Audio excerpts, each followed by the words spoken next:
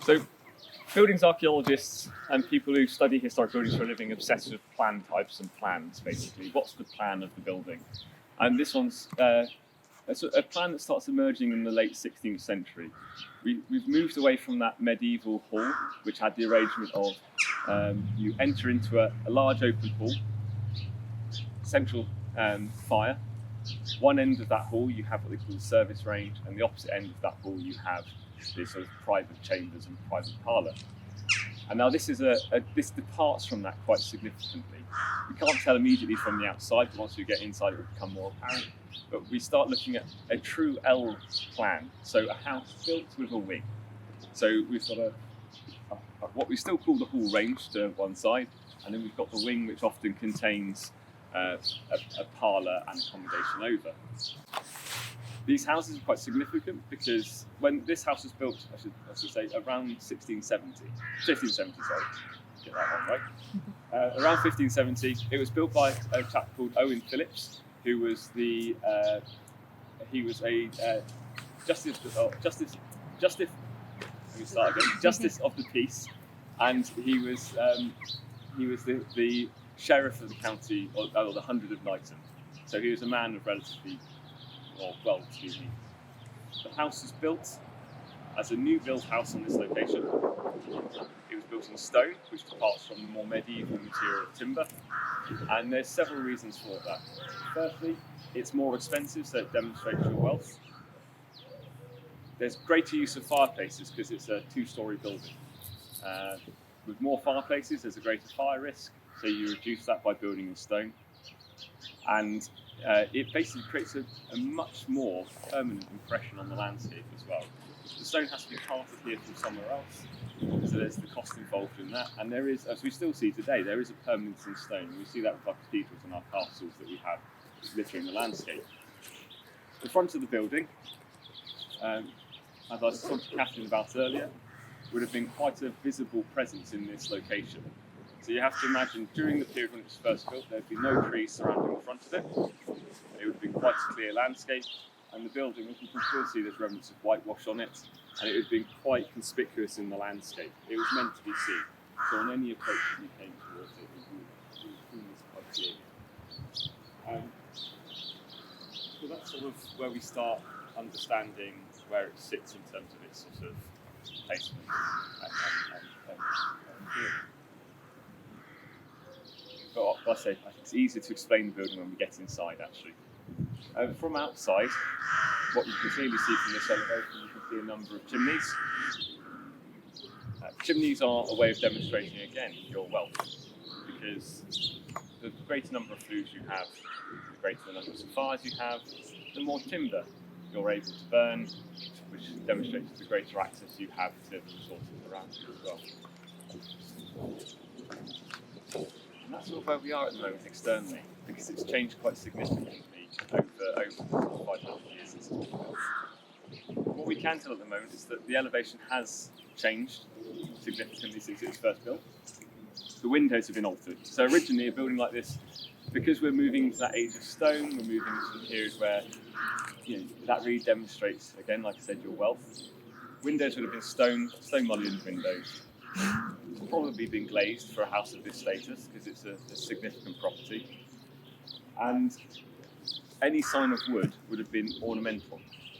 So you'd have had nice vine trail barge boards at the top there, because timber becomes a sort of a less desirable material until you get inside, which is, again, like I keep saying, that's where it really comes alive, the building. And they really are a big building compared to most people during this period who are living in what we always call, people always call the medieval and post-medieval period, the hovel, the small house, the house that was no larger than a quarter of one of the rooms that we'll see inside.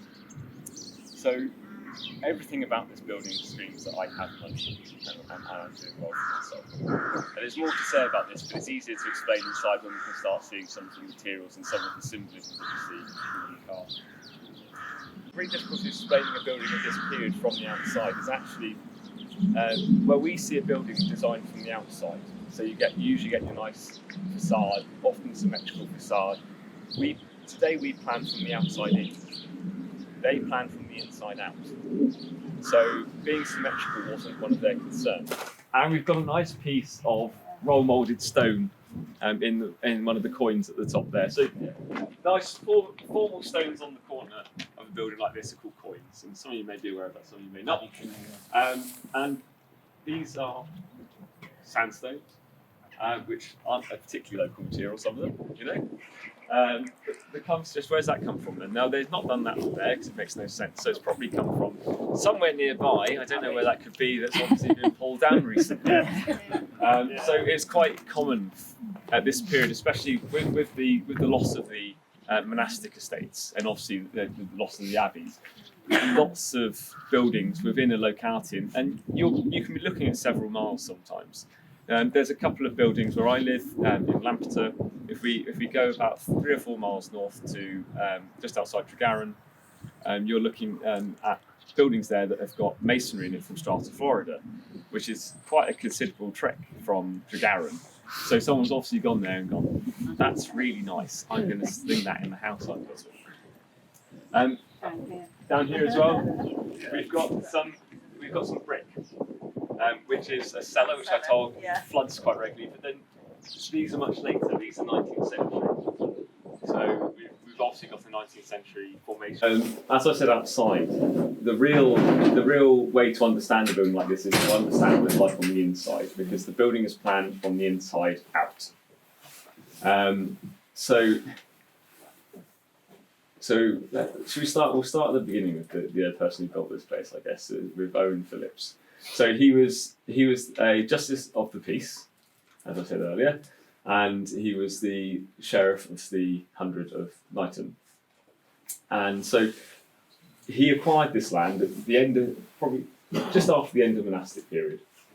And this is a time in the mid 16th century where we've had the 1536 and the 1542 Acts of Union with England. And what that does is that breaks down the old marcher lordships and starts turning them into the formal Welsh counties and the English counties on the boundary of the border. At this time, Wales is really controlled by the Council of the Marches, which is still based at that point in Ludlow. So it's nominally the capital of Wales for up until the end of the Civil War period, really. Because that is the administrative and legal centre for Wales.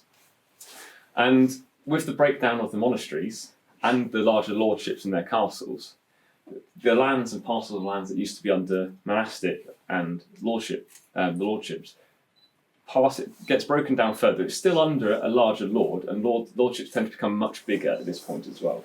Lordships in the medieval period tended to be much smaller, and they tended to be made up of a series of manors, and you'd hold estates in various different places around the country. That does continue, but by this period, like I said, there's a larger lord over a much larger area, a much larger area of land, and then within that you get your manors.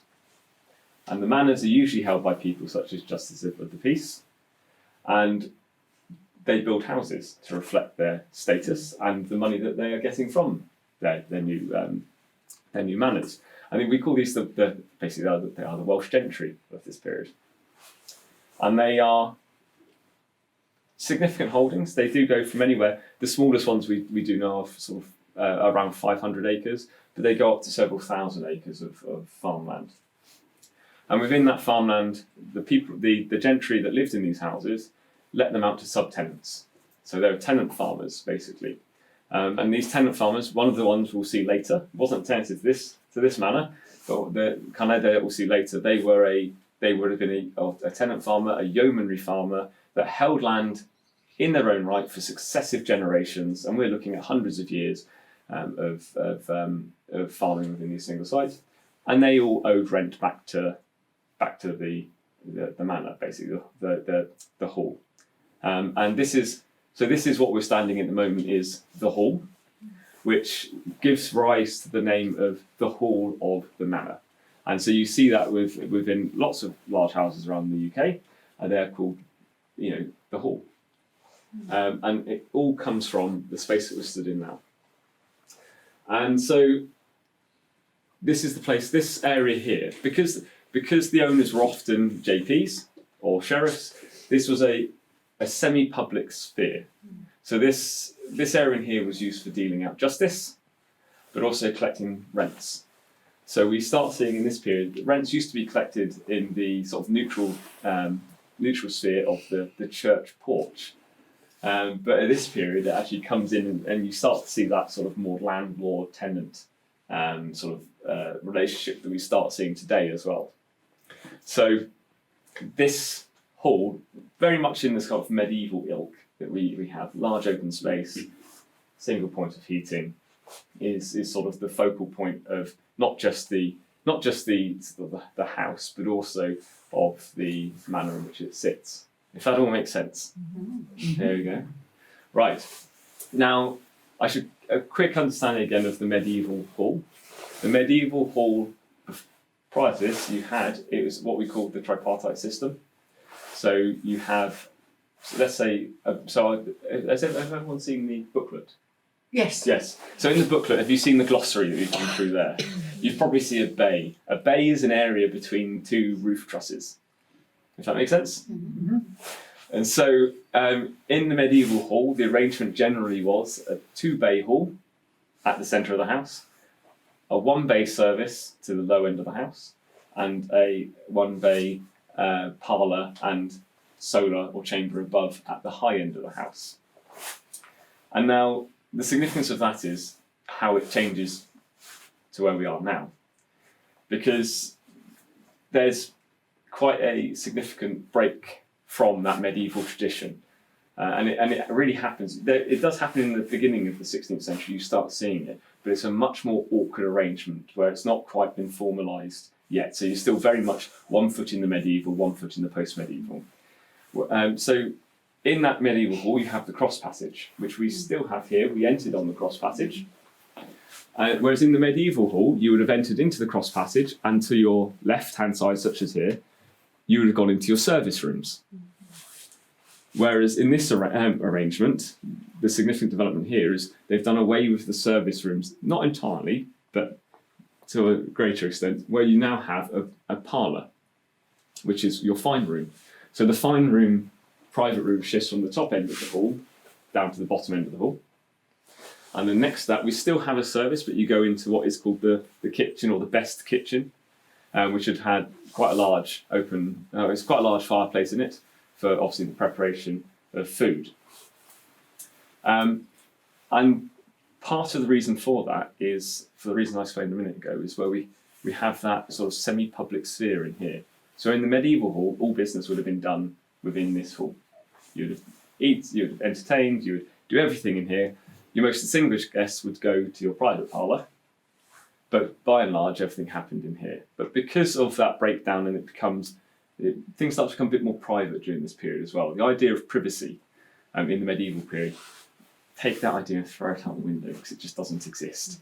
In the medieval period, people really did sleep where they could drop. And you get in the medieval hall, people would sleep in there quite often, everybody and anybody, but even within the parlour and in the private chamber above, you would have the private chamber would usually be reserved for the household, but you'd still have parents, children, grandparents all in the same room. And this is where this starts making that sort of distinction between private and social.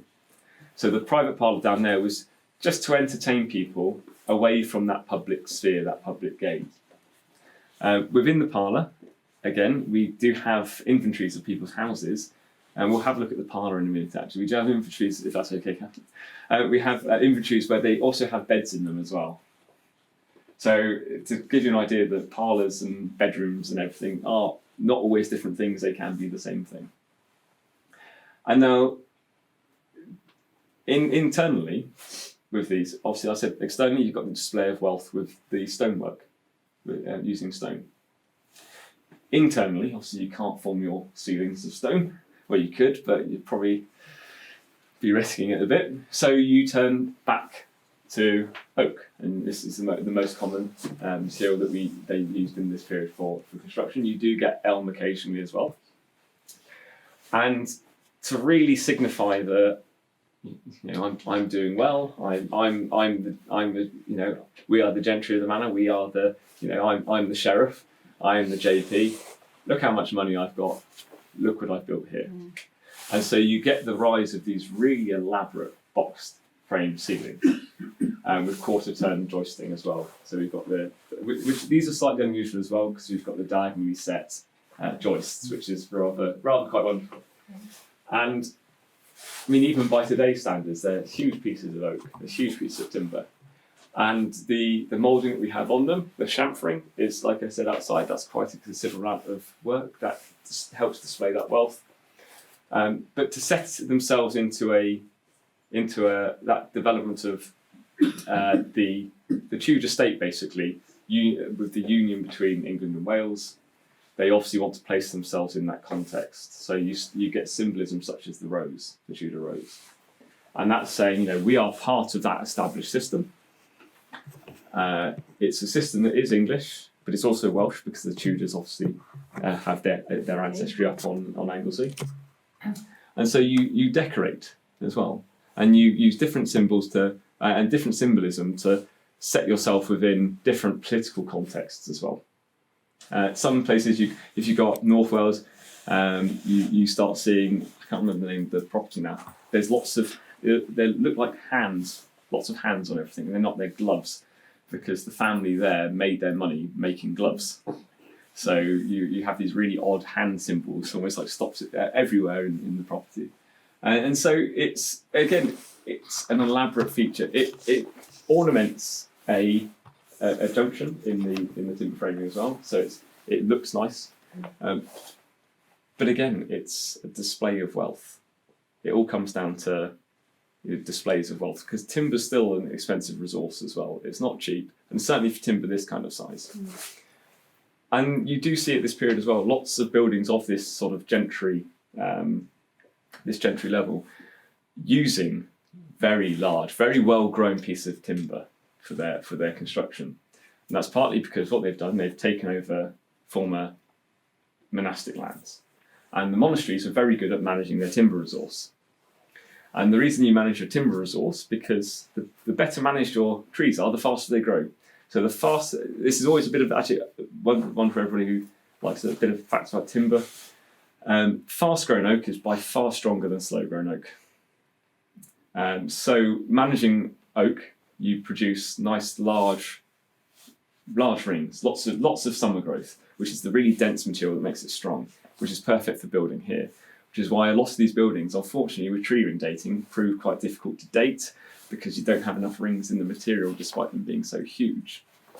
And so that material is released, and it ends up being used in buildings such as this, which is why they can be quite ostentatious, because on the land somewhere here that was within their manor, they obviously had a good source of timber and a good source of wood.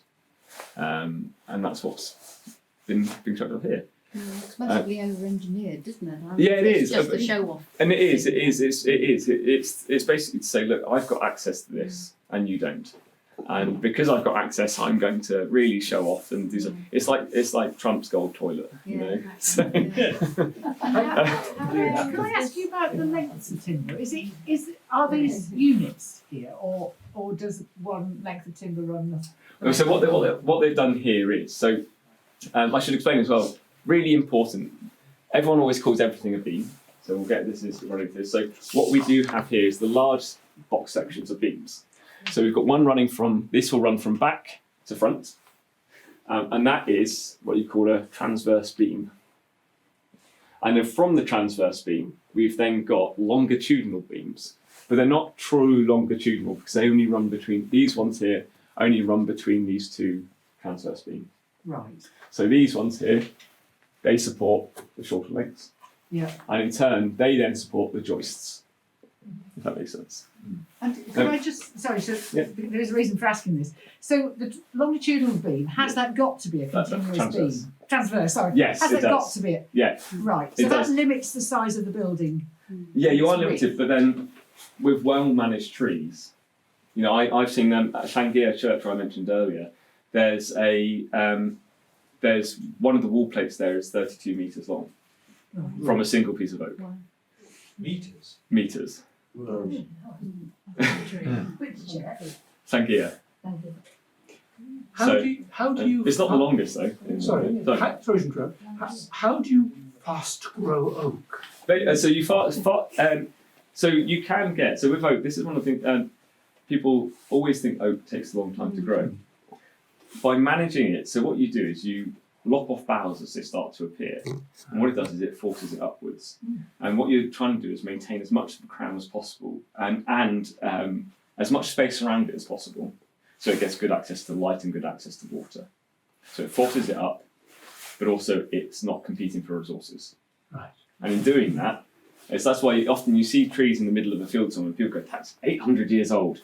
Usually they're about 200. Because they've got no competition. Okay. You can do some phenomenal lengths with that. In I think it was Norway or Denmark, they built a new longship.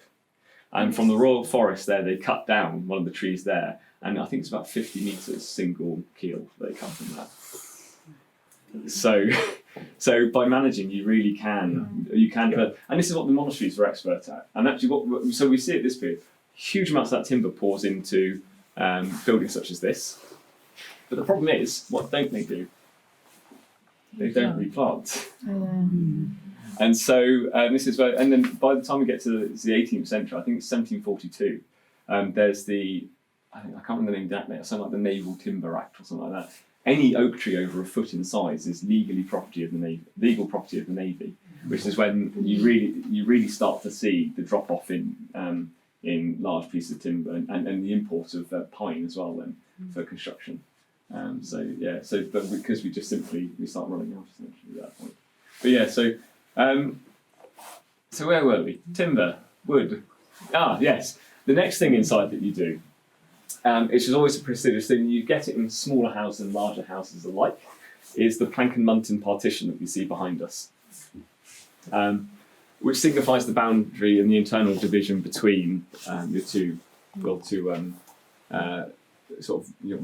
service or your parlour room and your hall. The door heads in that, the spandrels are richly carved and ornamented again, and on one side you have a lady's head over the door, and this other side you have a rabbit or a hare over the doorway. There we go. Thank you very much. There we go. And there's different interpretations. Obviously, one is that the head to the parlour is polite, so it indicates this is where your best guests are taken, and then the other being the rabbit or the hare to signify where food's prepared. Or there is also a story, which Catherine will remind me the name of. There we go, of the lady and the hare. So there's different interpretations, but it can also probably be one and the same as well, because we know we've got the kitchen, we know we've got the parlour, so it all feeds into that idea of this is food and this is, the size of the door as well. Yeah, the size of They didn't bother with symmetry, did they? No, it didn't. And this is like I was saying earlier outside. Houses weren't necessarily planned on symmetry. They were planned on how the internal space works, and everything else is secondary to that. So you've got obviously nice use of timber there. At this period, you do start getting the introduction of lath and plaster as well. But this is between those two periods of where lath and plaster is seen as the real sort of high end, and timber is just on its way out as that partition material. And you do get, we'll see upstairs, you do get a change. Upstairs, you get sort of lath and plaster wattle and daub infill, which is far more common and seen as less desirable, especially in a room where you're seeking to impress people on that entrance. And then the next thing you've probably noticed, it's not hard to see, is the fireplace. And now, again, you don't see much bigger than this. This is what we call the bressumer, or you can call it the fireplace lintel.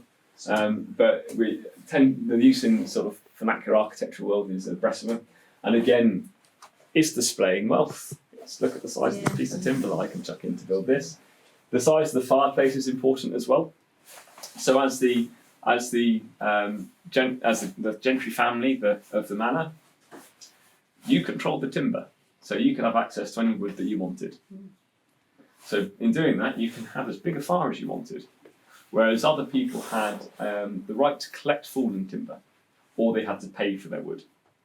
So again, the bigger the fireplace, the bigger the fire. Obviously, yet another display of how wealthy you are.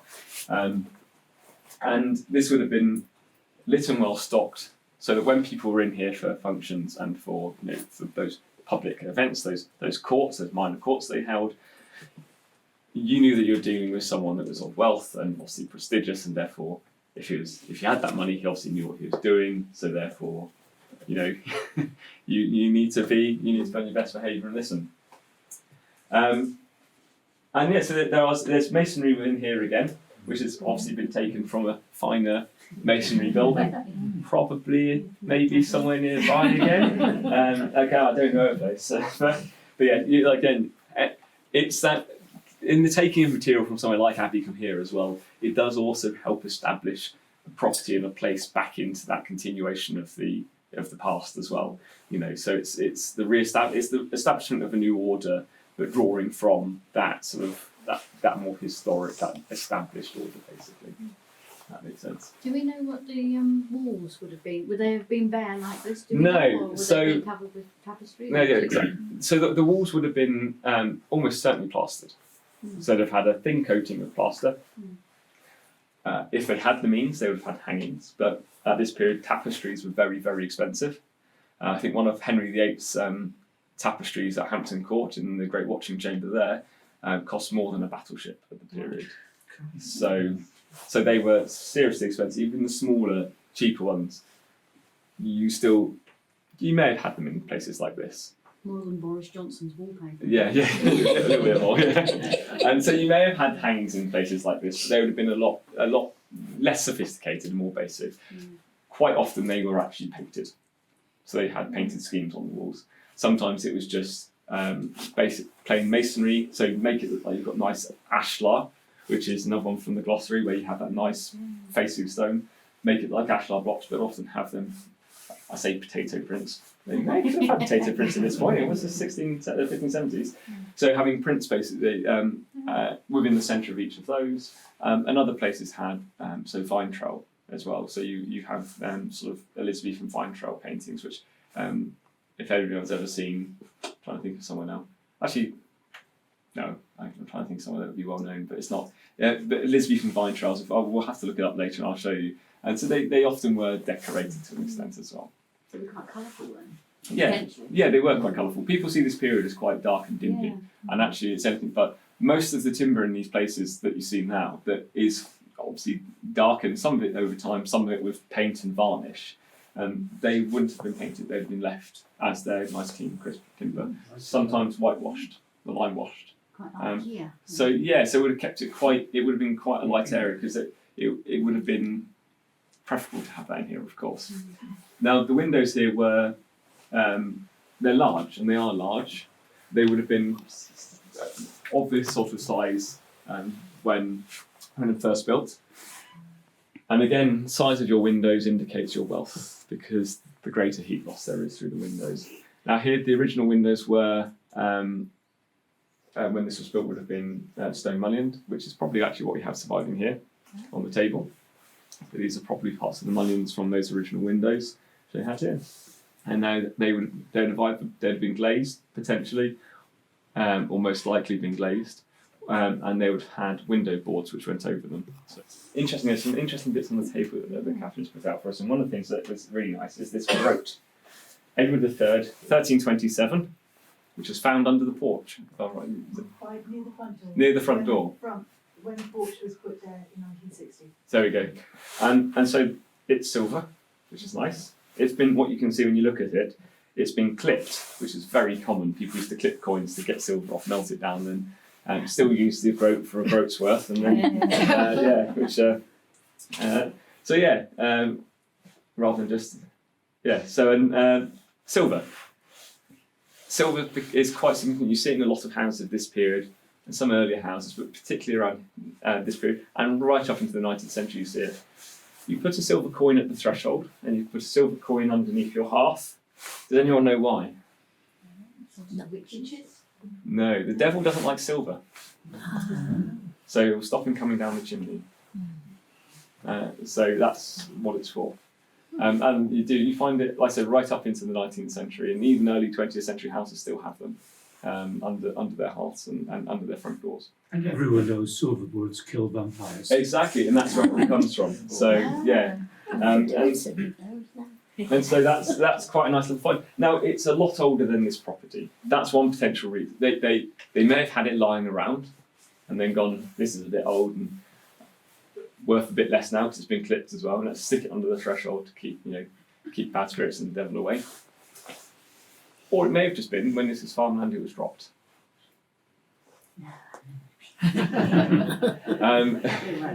But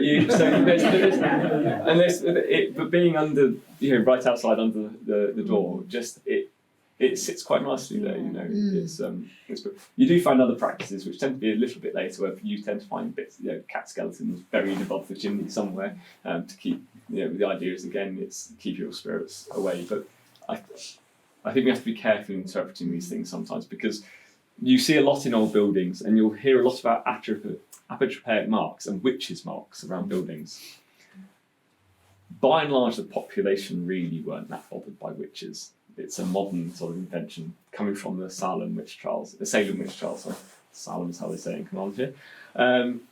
In North America.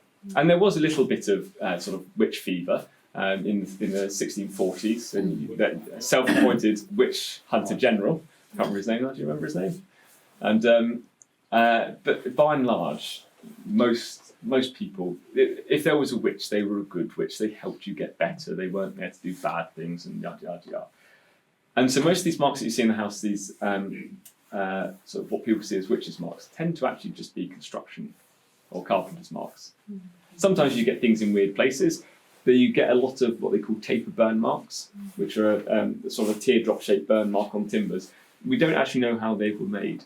And there's been a lot of experimental archaeology around to try and actually work out how these things were actually created and done. And so far, we've not been able to recreate them. So how they did them, we don't know, but we'll probably never know. So let's leave it as that. These things are as well. Oh. I mean, have they all been found here? These are. I think some of these were bought here, weren't they? From.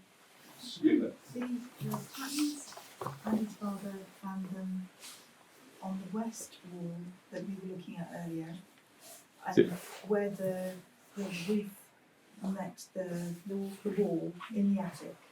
Are these? Yeah. Yes. Those shoes. I think these are sort of clogs or mud shoes, to get out and about in the thing. Yeah, so they're quite nice. And then we've got a few other objects, but. Yeah. So I think the skillet was in the fireplace, and then it was blocked off, and then the thing with the long handle, that's for making rush lights.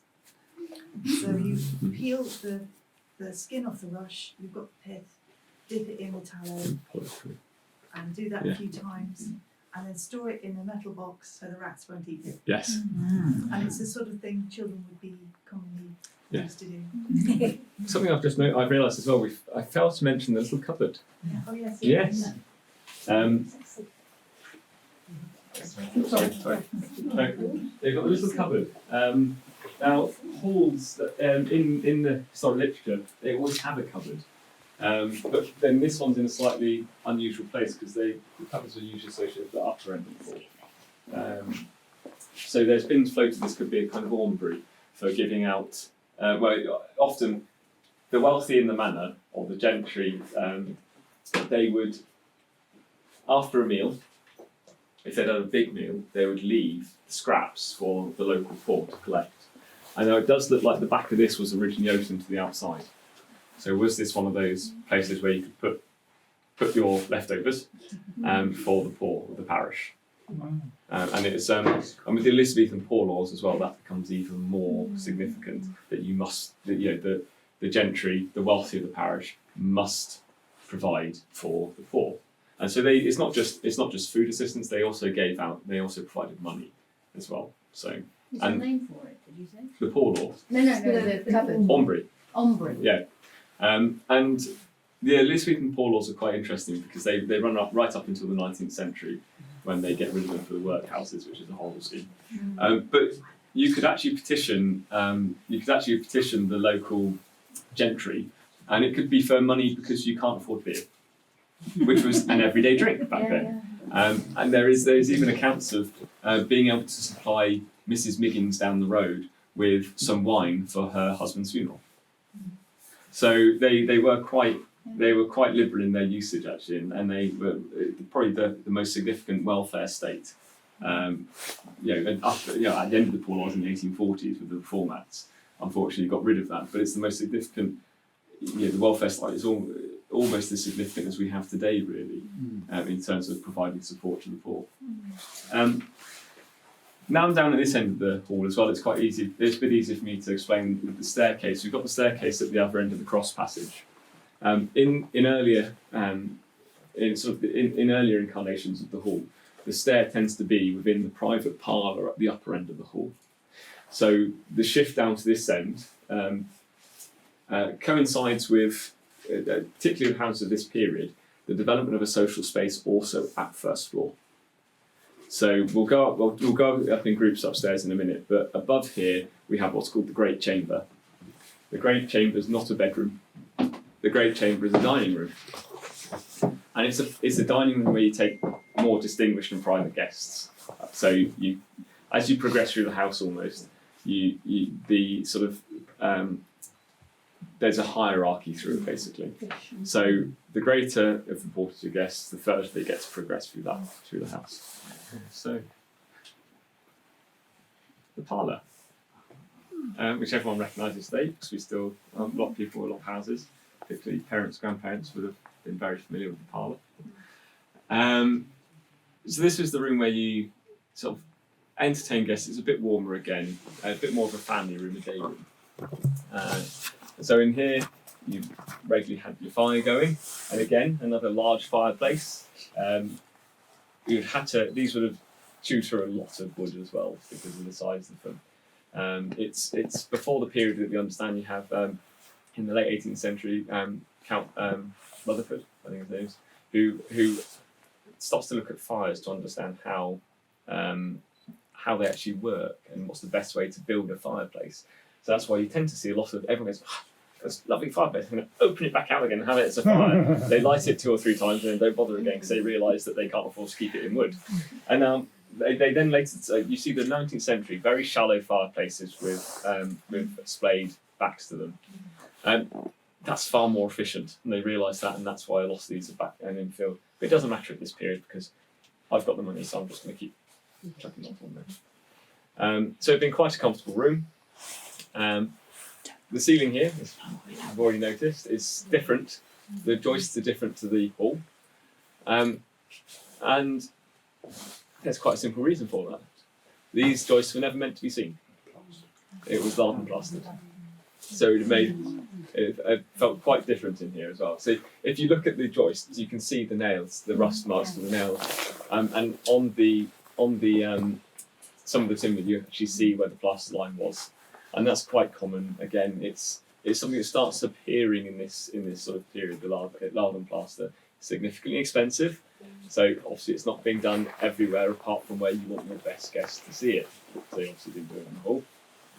There is indications of a small partition just here, and that may be the fact that there could have been a bed or something else in here. Because as I said previously, whilst it was a parlour, that distinction between bedroom space and sleeping space and living space wasn't as clearly marked as it is today.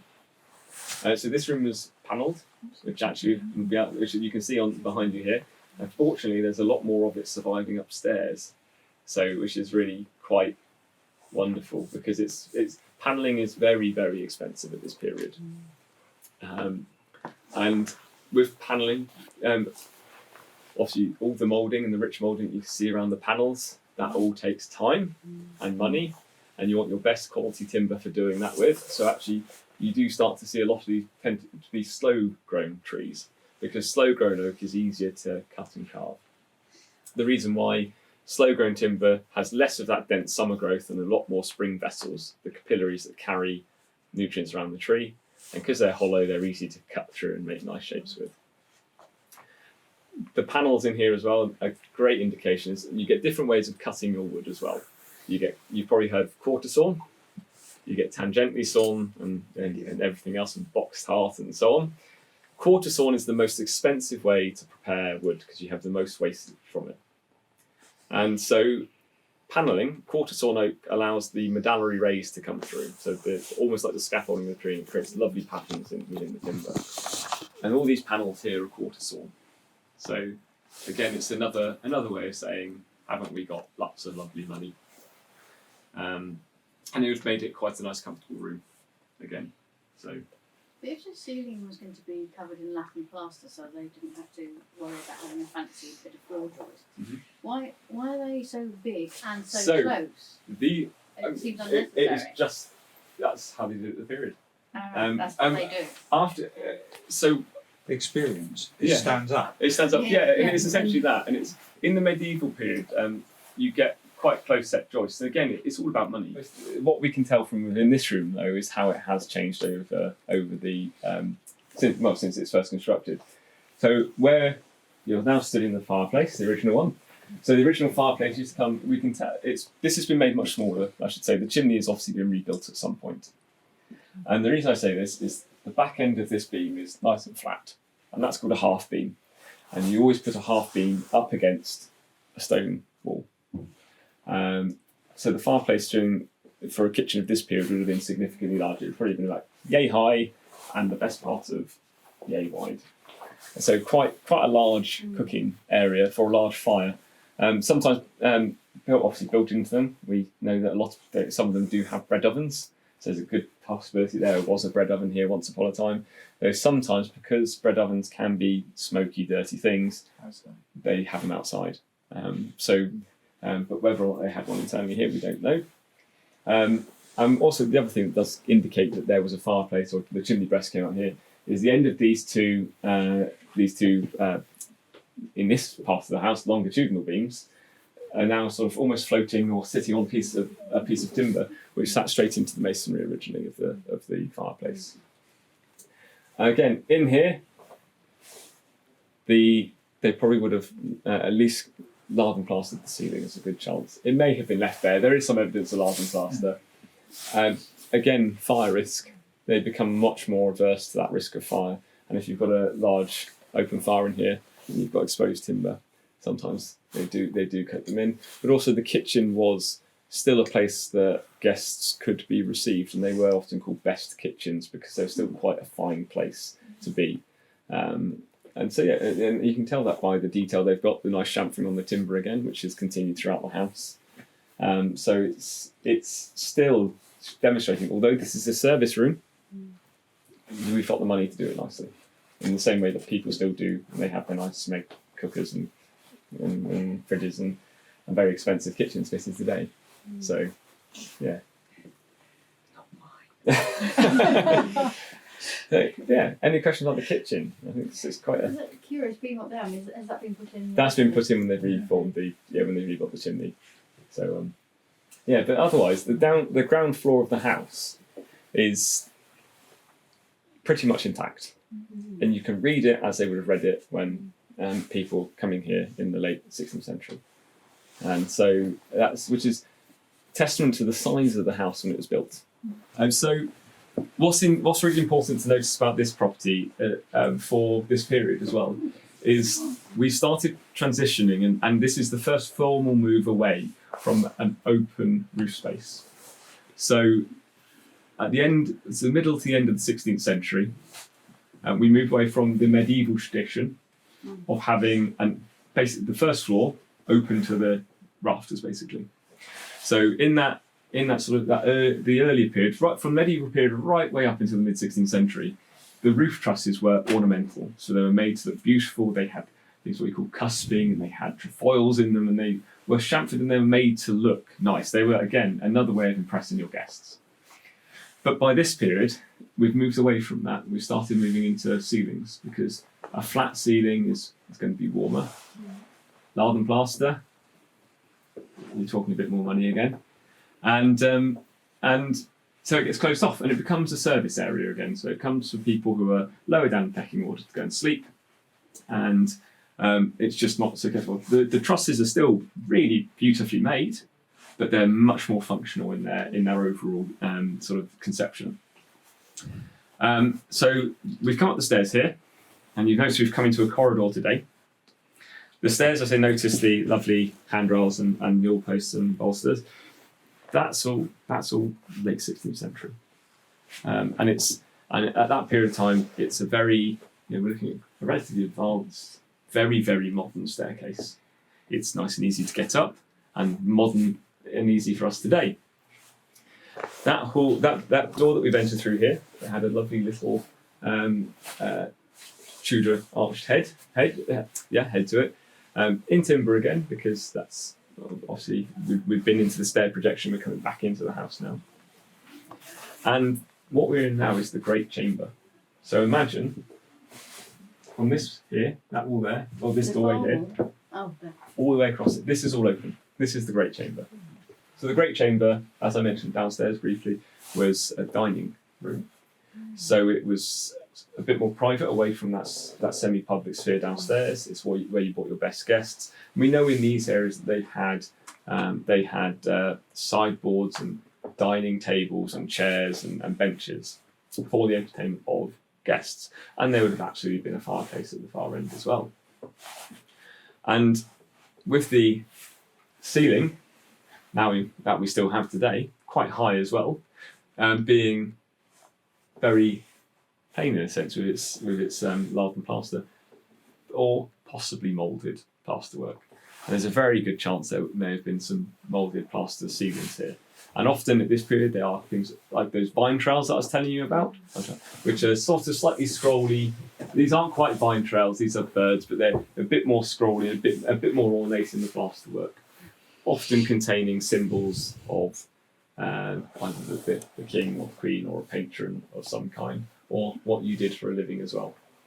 So some places, again, like I said, you get the hands or the gloves. You get some places where you've got very exotic sort of looking plants and people. So they're probably merchants and traders.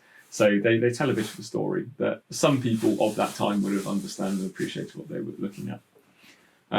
Obviously, in the later period, this has been subdivided to make it more of a sort of a first floor as we know it today. When that happened, it's probably going to be sometime they probably started dividing it down sometime in the later 17th century or into the early 18th century to create more private chambers. But as you can see, it's covered in panelling, and that's all 20th century, but that's been moved from downstairs. And this is genuine 16th century panelling, as we saw downstairs, with all the mouldings as well. And what's quite beautiful here, these are part of what you call an overmantel. So this once sat as part of a larger panel over a fireplace. And whilst it's great that it's a shame it's been moved from downstairs, but it's great that actually it's retained so much in one place. It's what they often did, didn't they? Took doorposts and put them up somewhere else. Exactly. The beds would be inside the doors. So all of the panelling you can see now is from... That's been taken from downstairs, and I think it was Catherine's father that what happened is in the 20th century the hall was subdivided, and they'd taken panelling from the other room, and then applied that panelling in that room randomly to make it panelled. When they took that subdivision out from the hall, they had all this beautiful panelling surviving, and they didn't want to waste it or throw it away. So he carefully brought it up here and put it up here to keep it in perpetuity, really. Yeah, and yeah. The leases come from the same house. Absolutely. Yeah. And we have some of these really beautiful doors as well, which these are that late 17th, early 18th century sort of period as well. So it's just when you look at it, it's the way they've been made, it's the size and the thickness of the door as well. It sort of fits with that period as well. The plain back into it. It fits with when they refigured upstairs. So this is now the private chamber. And it's even big by modern standards, and you could fit several bedrooms in here in most modern houses. And this was the private chamber of the owners of the household. They would have still certainly entertained particular guests in here. So the very special, very private. So the idea of privacy doesn't really exist. But what you've got to think about it is in the sort of the higher status, the more sort of prestigious or important you are, the further into the household you make it. So we know that people held meetings in their bedchambers because it was the most private of private spaces. Although that idea of privacy wasn't there, it's that idea of importance. The more important you are, the further into that house you get. It's a very hierarchical sort of organisation.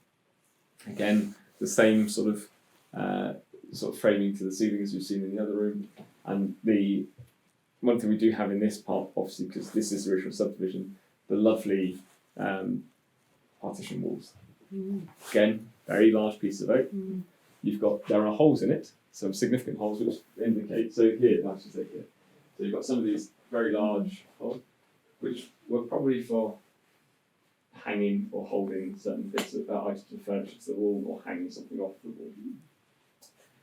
Watling door infill, and a rather beautiful door head, Tudor arch door head as well, 470 there, into a secondary chamber. So another sleeping room, private chamber, somewhere where he may have done Owen Philip would probably originally done some of his work, and looked at his papers, and just a rather fine room. And again, a fireplace in this part of the room as well, which was behind here. Unfortunately, all hidden now. But then another large fireplace in here. Downstairs in the parlour, you can see, if anyone noticed, there is a stone here, the hearth. So yeah, and that's the bedroom. And then through here we can have a look in the chamber as well. The secondary chamber, or the outer chamber, or the inner chamber. Everyone seems to want to call it something different. I'll mention myself up here that there's the great myth of ship's timbers in houses. Everyone goes, my house has got ship's timbers in it. Now, why is that? Oh, we've got this like you've got the downstairs, you've got that post, and it's got these mortises cut in them. But how do you form a floor in a house? Exactly the same way. There's a massive crossover between the work of the shipwright and the carpenter and joiner. Yeah. And so they're using the same techniques but in different ways. Yeah. There's very, very few houses that have ship's timbers in them. Very few houses. There's a couple of what's the military docks in London? Chatham Docks. There's a training school there that they reuse the ship's floor. But by and large, when a ship was being decommissioned, particularly a timber frame ship, it was so at the end of its life that you wouldn't want to do anything else with it. And they would be nearer the coast as well. Yeah, nearer the coast. Yeah. I've had people in Shropshire say, my house is built from an upturned ship because it's a crop frame, and a crop frame is like a Gothic arch. And I said, where's the nearest seaport to you? Liverpool. So it's 15th century. How have they got it here? Oh, there must have been a bit of effort. I think actually. So yeah. Yeah, I'm thinking North Yorkshire Moors where timbers would have come from Wicklow.